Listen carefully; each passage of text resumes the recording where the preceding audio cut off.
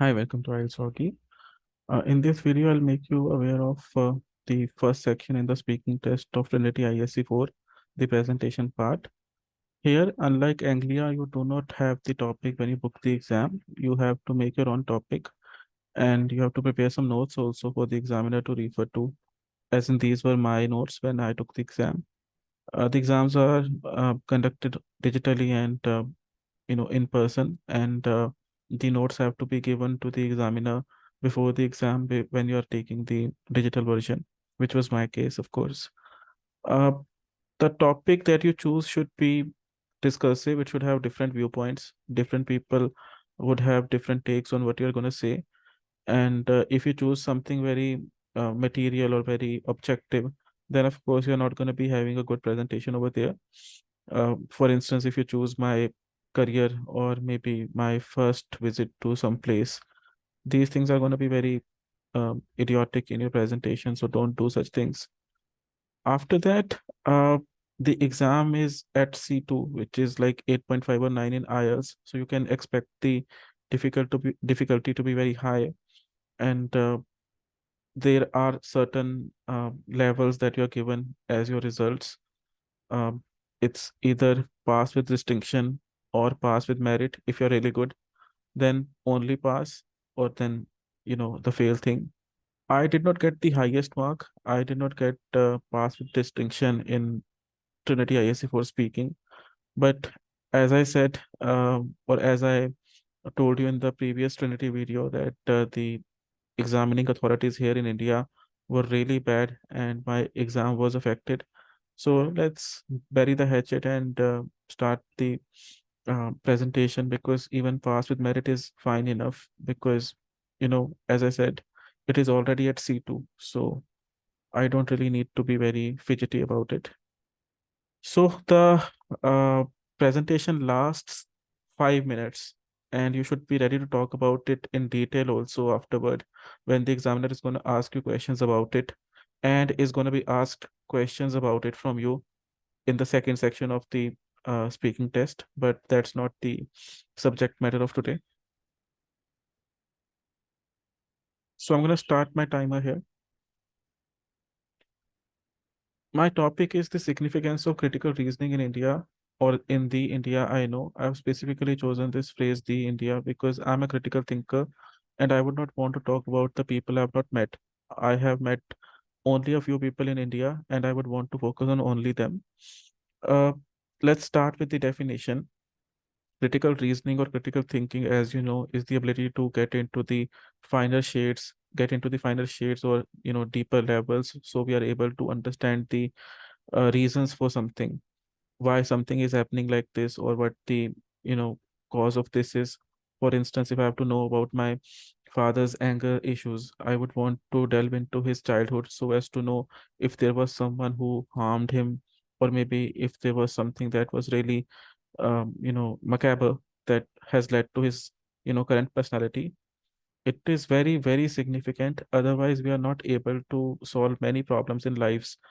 Here, if we see in our lives, of course, as in if we see here in India, familial relationships are taking an all-time hit, and even students are not able to prepare for exams properly, and that is only because they are not ready to get into the depths. They are not ready to take things from the bottom level, so that they are able to understand the root causes of problems. To illustrate, I am an IELTS teacher in India, and I have a really hard time teaching spoken English to students, or maybe making their spoken English better, because they are not patient enough to take things bit by bit.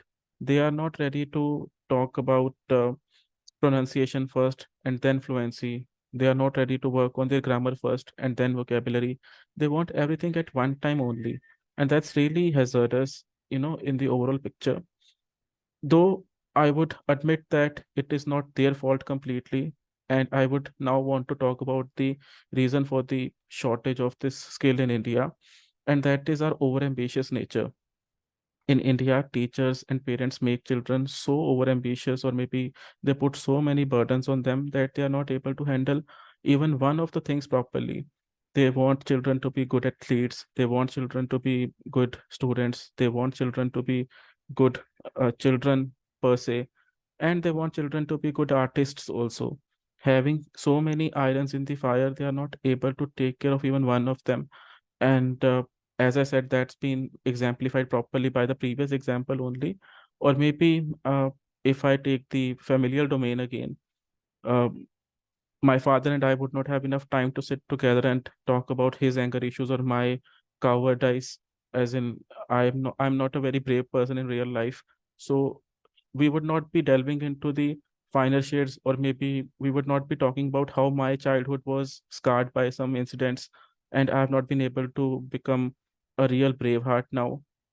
The ramifications are, again, as I said, the marks are not good. Students become frustrated when they are not able to do something properly, when they are not achieving the language proficiency or anything else.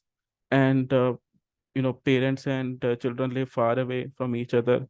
The relationships, for which our country is known, are becoming so, I would say, spatially distant that we would not be known for our warmth any longer in the near future.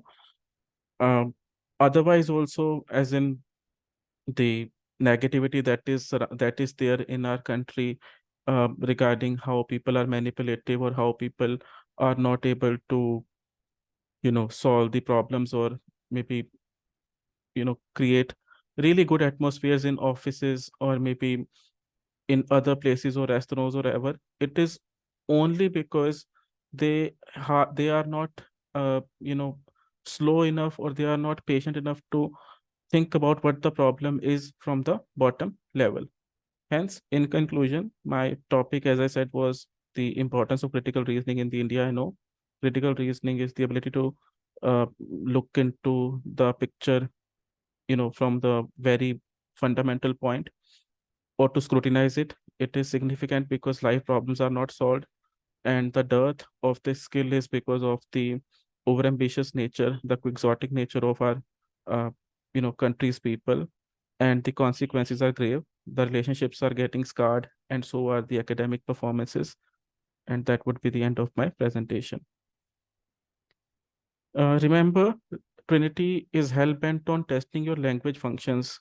As in, you should be asserting something, you should be affirming something, you should be contradicting something, you should be implying something, and so on. You can look into the uh, aspect properly. They have their guidebook or something. You can go to their website and see what language functions are required at this level. So I hope you liked this video. Give it a like if you liked it, and please subscribe to my channel. See you.